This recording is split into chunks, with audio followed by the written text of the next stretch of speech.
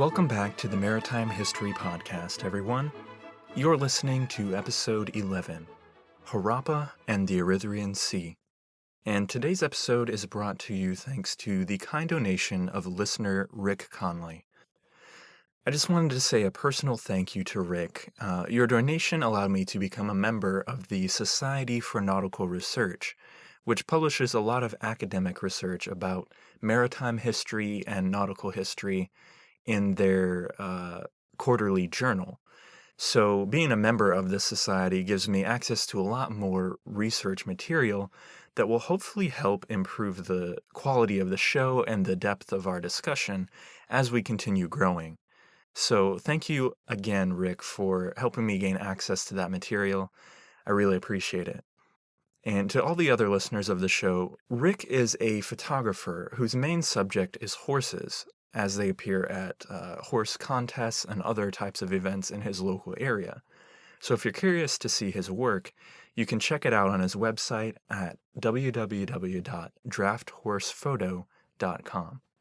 Thanks again, Rick. One more quick thank you for the most recent iTunes reviews from listener Billy Bob O'Bray. Although I'm not 100% sure where the emphasis goes in your username, thanks for the rating and review nonetheless. Thank you as well to Nerd Bickerington, a great username, and to CraigBuddy123, captain of the History of Pirates podcast. To Mr. Bickerington, or Bickeringtone, not sure which one there either, thanks for the kind review, and please feel free to correct me on the details if I mess something up, as I'm sure to do at some point, and as I may already have done in pronouncing your username. Thanks also to Craig Buddy, and keep up the good work on the history of pirates. I certainly look forward to each and every episode, and have enjoyed them all so far. Alright, let's dive right into the material for today. But if you want to stick around at the end of the episode, I'll have an announcement about an upcoming special episode I'm working on that I'm sure you'll want to hear more about. Today, we leave ancient Egypt behind, roll back the clock, and shift our geographic focus about 4,000 kilometers to the east. That's 4,000 kilometers by air, though. If we were traveling by sea from an Egyptian port somewhere on the Red Sea coast, east over to Mumbai, India, we'd have to tack on at least another 1,000 kilometers, giving us a sea voyage of 2,750 nautical miles at least. Anyway, our next port of focus is India, or the Indian subcontinent to be technical. This region, and the Indus River Valley specifically, is the third point in the triangle of civilizations that we've seen up to this point. The Mesopotamian cultures at the north end of the Persian Gulf, the Egyptian Red Sea ports strewn along the Red Sea's western coastline, and now the Indus peoples, far to the east on the other side of what the ancients called the Erythraean Sea.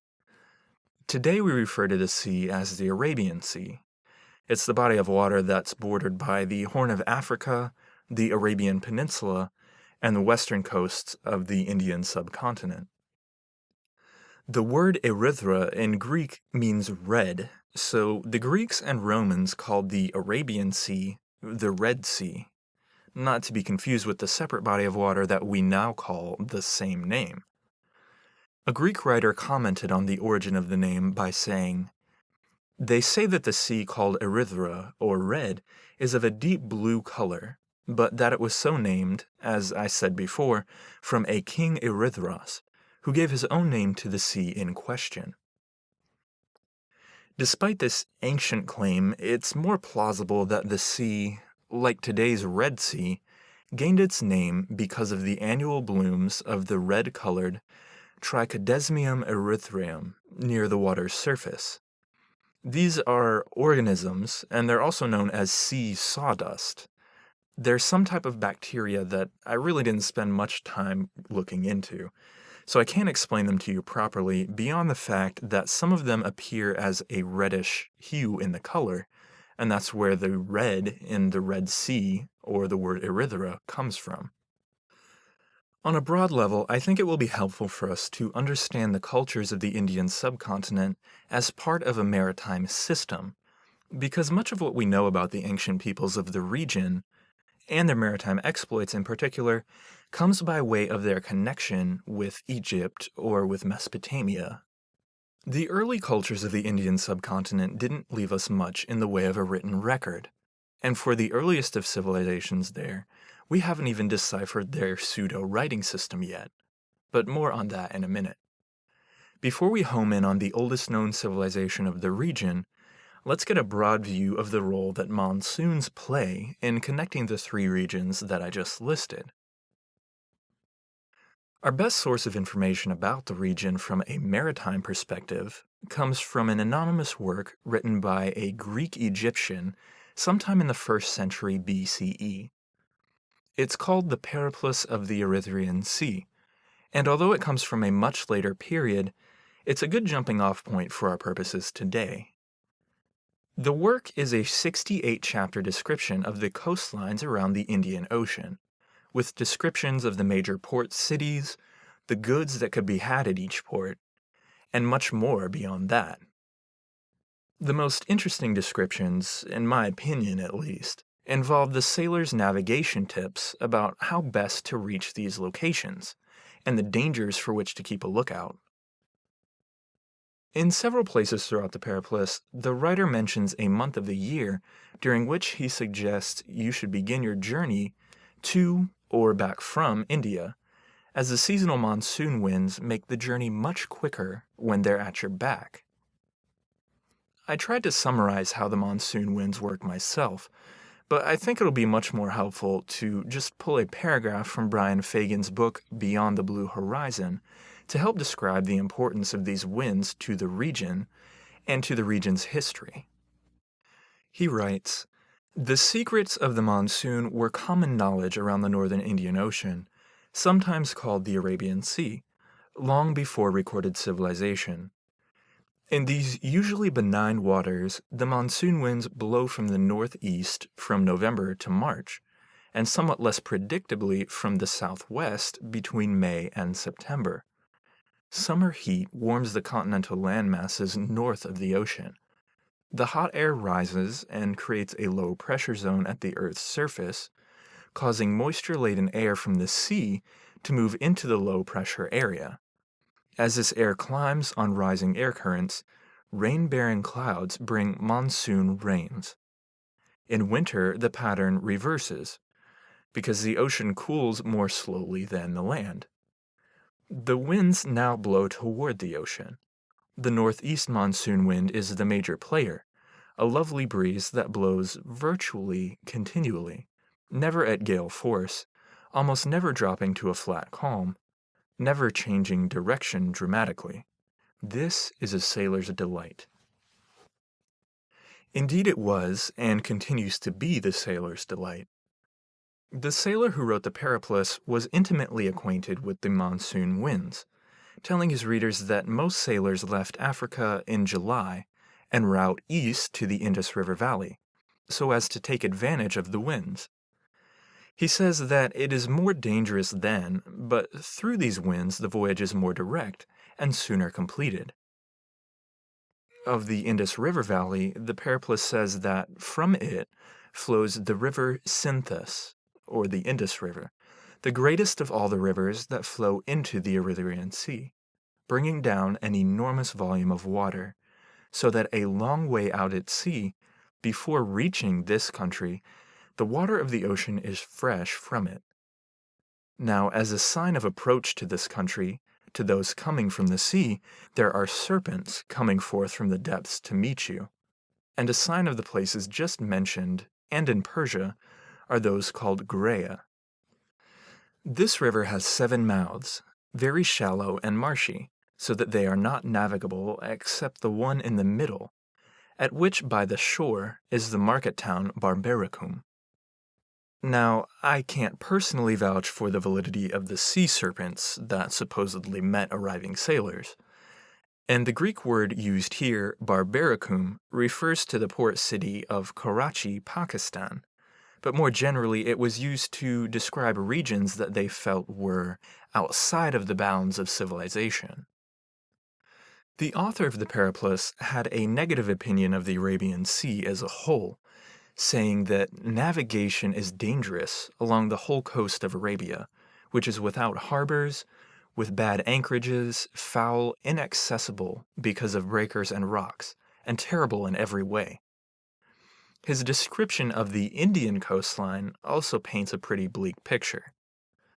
Even after taking advantage of the monsoon winds to speed up the eastward journey, a choice that carried some risk with it apparently, arrival in the Indus Valley region carried different risks altogether. Once you got past the sea serpent greeting party, you had to deal with treacherous coastlines and deceptive inlets. The Gulf of Irenon and the Gulf of Baraka, the modern-day Gulf of Kutch, was especially dangerous, being described like this. The water is shallow, with shifting sandbanks occurring continually, and a great way from shore, so that very often, when the shore is not even in sight, ships run aground, and if they attempt to hold their course, they are wrecked. A promontory stands out from this gulf, curving around from Irenon towards the east, then south, then west, and enclosing the gulf called Baraka, which contains 7 islands. Those who come to the entrance of this bay escape it by putting about a little and standing further out to sea. But those who are drawn inside into the Gulf of Baraka are lost, for the waves are high and very violent, and the sea is tumultuous and foul, and has eddies and rushing whirlpools. The bottom is in some places abrupt, and in others rocky and sharp, so that the anchors lying there are parted, some being quickly cut off, and others chafing on the bottom. As a sign of these places to those approaching from the sea, there are serpents, very large and black, for at the other places on this coast and around Beragaza, they are smaller and in color bright green, running into gold. More serpents here, which were black apparently, but at least in other locales in the region, there were serpents of other colors to keep things interesting. All of this looking at the periplus of the Erythraean Sea is to say basically this. The monsoon winds in the Arabian Sea played a huge role in connecting the Indian subcontinent with Egypt and Mesopotamia. A little side note here before we move on to look at the people who populated the region. I was caught in two minds about whether to record the periplus as a supplemental episode like I did with the tale of the shipwrecked sailor. The positives are that it's packed full of fascinating info about the writer's perception of the people and cities around the Arabian Sea in the 1st century BCE. The negative is that the periplus is rather lengthy, and many of the city names aren't readily recognizable without some translation into their modern names or locations. If you like, pop onto the forum or to the Facebook page and let me know if you're interested in a supplementary episode of the Periplus. If there's enough demand, I'm more than willing, but I'll have to figure out a way to include some of the explanatory extras to make it useful for our modern ears and minds. By the way, it's likely that we'll revisit this work when we cover Roman-era trade, as that's the period when it was actually written. So maybe I'll record it for its benefit in several different discussions in the future. I look forward to your thoughts either way, though. Thanks in advance. Now on to the details we do know about the oldest civilization from the region, the Harappan civilization, also known as the Indus Valley civilization. As you may have deduced from the name, this civilization was centered on the valley that tracks the Indus River. The river and many of the large Harappan cities were located in modern-day Pakistan. The Harappans also spread east and into modern-day India, especially along the Gujarat coastline, where one location we'll talk about later today is located, the ancient city of Lothal. So we know the location of the Harappan civilization for a start. That's the good news. The bad news is that there is still so much we don't know about these ancient people. Sites that are today identified as Harappan were first described in an archaeological sense only in the mid-19th century, But it wasn't until 1922 that enough had been unearthed about this civilization for scholars to connect the dots that the sites they'd been looking at were the remnants of a distinct and entire civilization to itself. Subsequent research has landed on the region of 3000 BCE for the earliest signs of the Harappans coalescing into a veritable civilization, with the mature Harappan period beginning around 2600 BCE. It was by this mature Harappan period that the settlement sites of the culture had grown into urban centers that we would now call cities. For being a fairly large and early civilization, the Harappan people left a faint mark on the pages of history. Part of this is due to the fact that these people were on the borderline of being a literate culture. They left plenty of seals, tablets, and pots with their markings, but the language, if we can ever legitimately call it such, has yet to be deciphered. Regardless, almost every instance of these markings is only made up of a few symbols at most, so even if we do decipher their writing system someday in the future, there's little chance that there will be any substantial literature that comes from the Harappan culture. Most of what we know about these people, then, comes to us from the traces that were left lying around in other civilizations. For instance, we know that the Harappan people must have had a vast trade network, because pottery, beads, and seals with Harappan writing have been found at numerous locations, including locations in Mesopotamia, Egypt, and places on the Arabian Peninsula. Other goods and items that are strewn across ancient sites in these regions include lapis lazuli, mentioned frequently in the Egyptian sources, beautiful shells, and goods made of tin and copper. The sites on the Arabian Peninsula are particularly interesting as they bring us back to something that we saw early on in our look at ancient Mesopotamia. That is, their trade with the lands of Dilmun, Magan, and Meluhha. Dilmun and Magan are thought to have served as middlemen between Mesopotamia and Meluhha, the Akkadian term for the people of the Indus River Valley.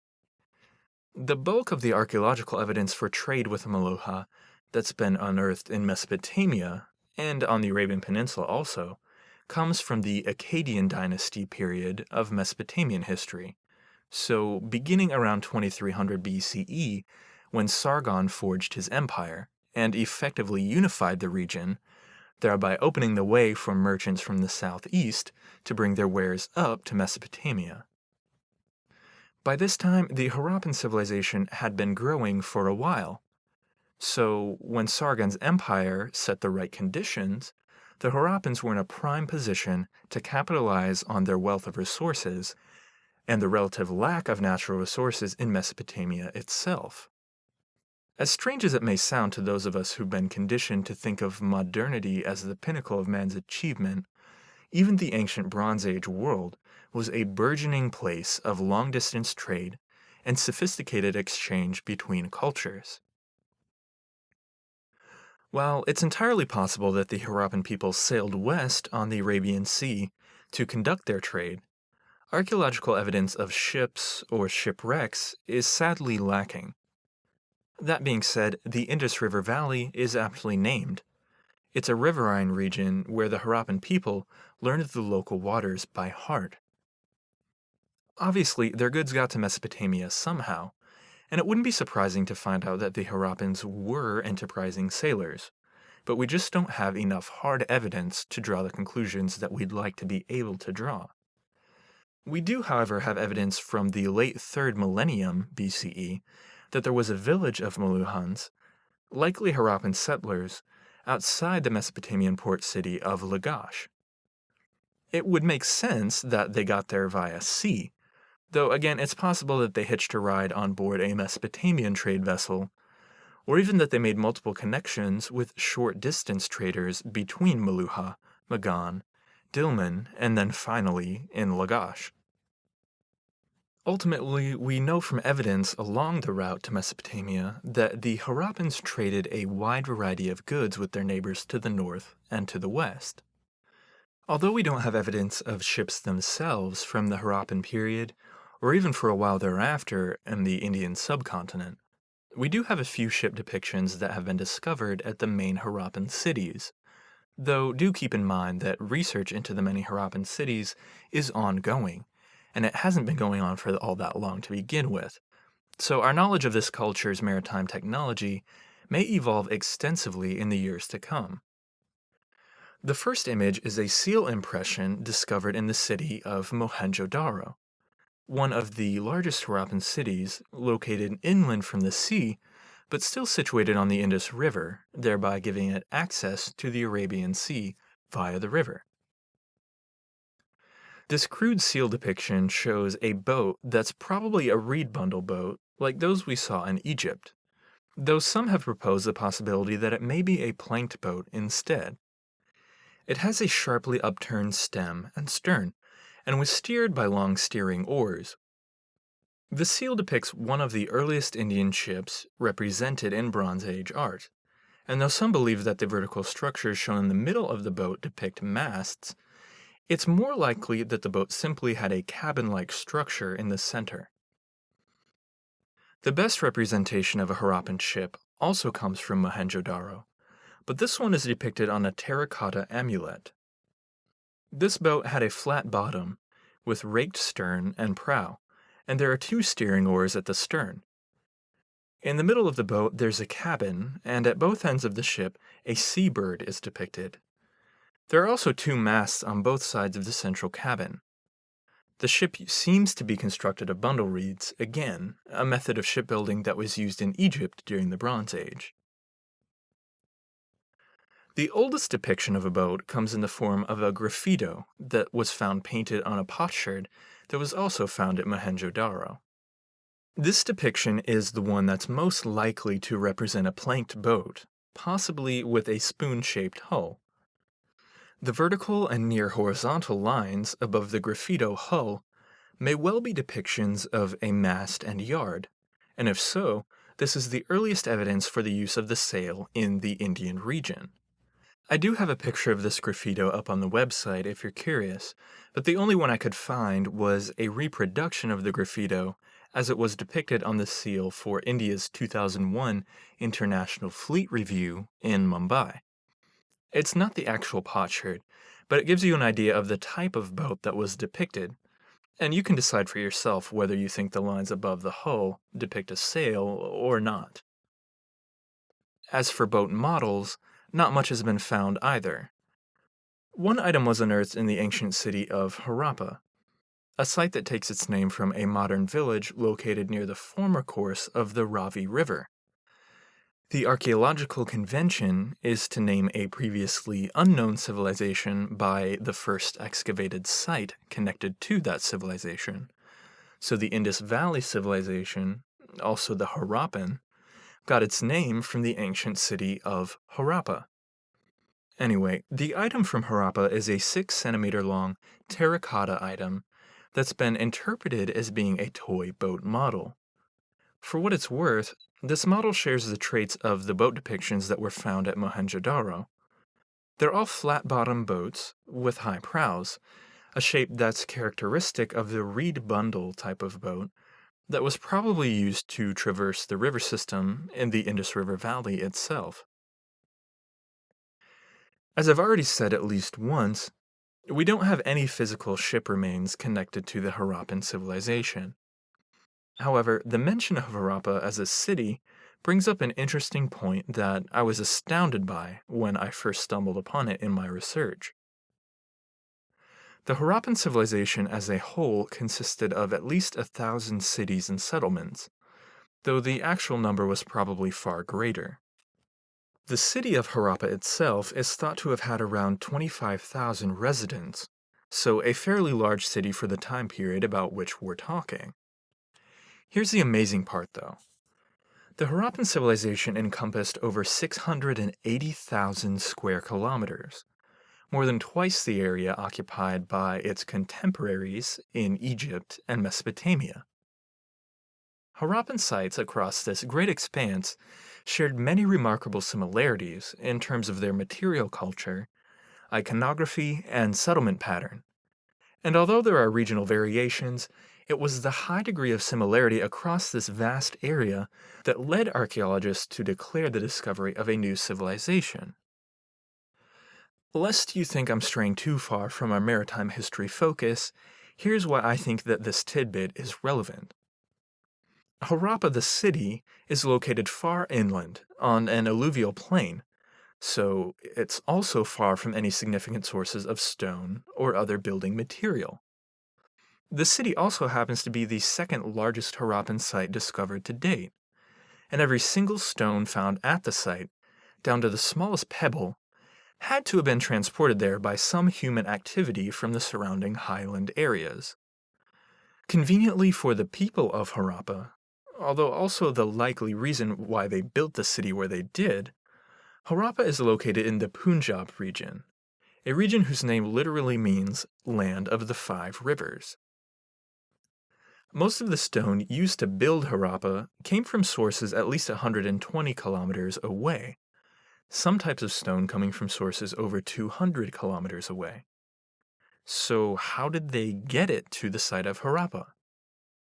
Well, the most apparent answer is that the transport was accomplished by boat, to take advantage of the ubiquitous rivers in the region.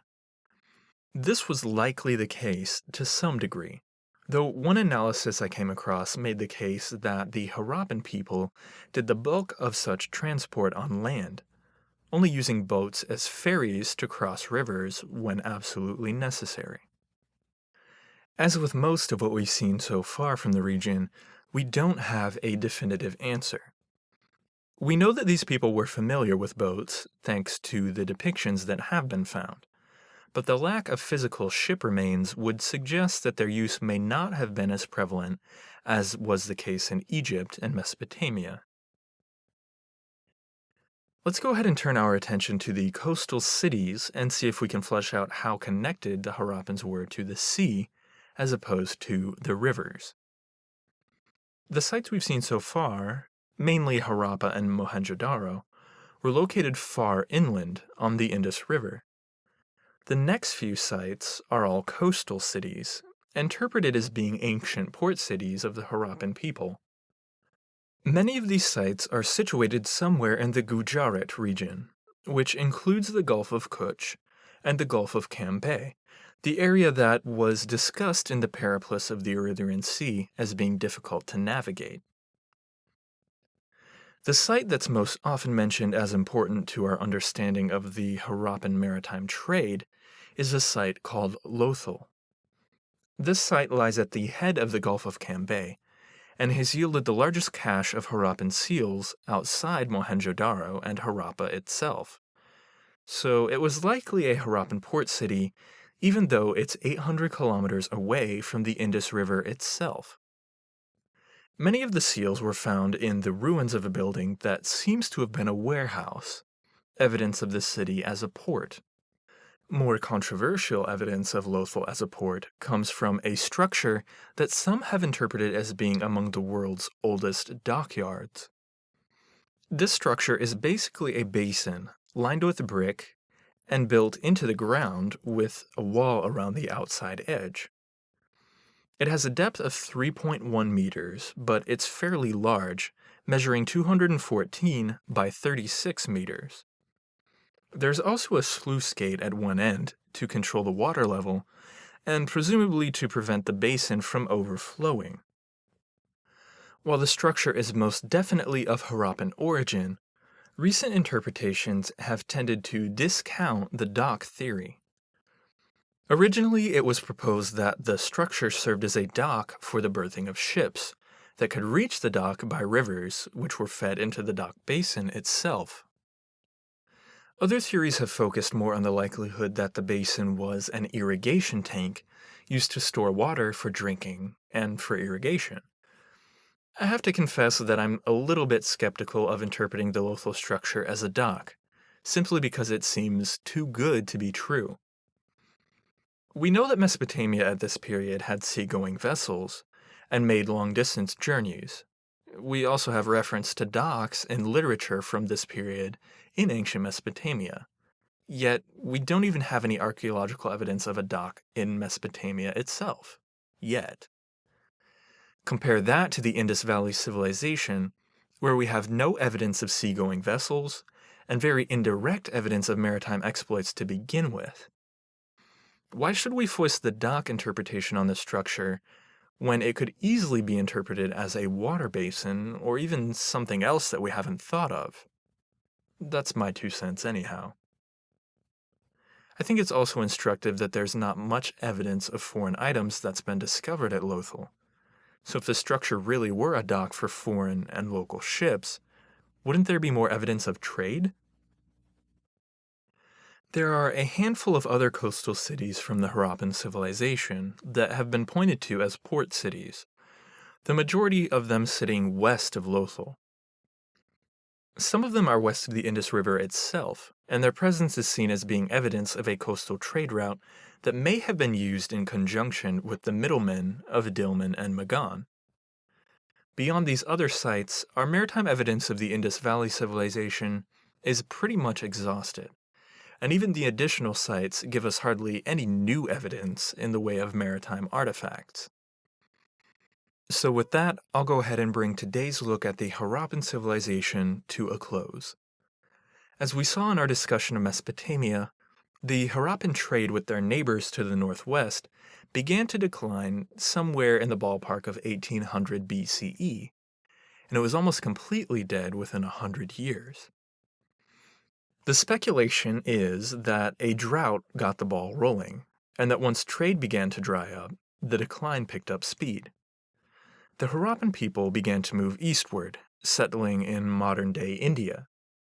This, combined with other migration from regions to India and Pakistan's north, resulted in a transition to what historians now call the Vedic period, a period that's beyond our scope today.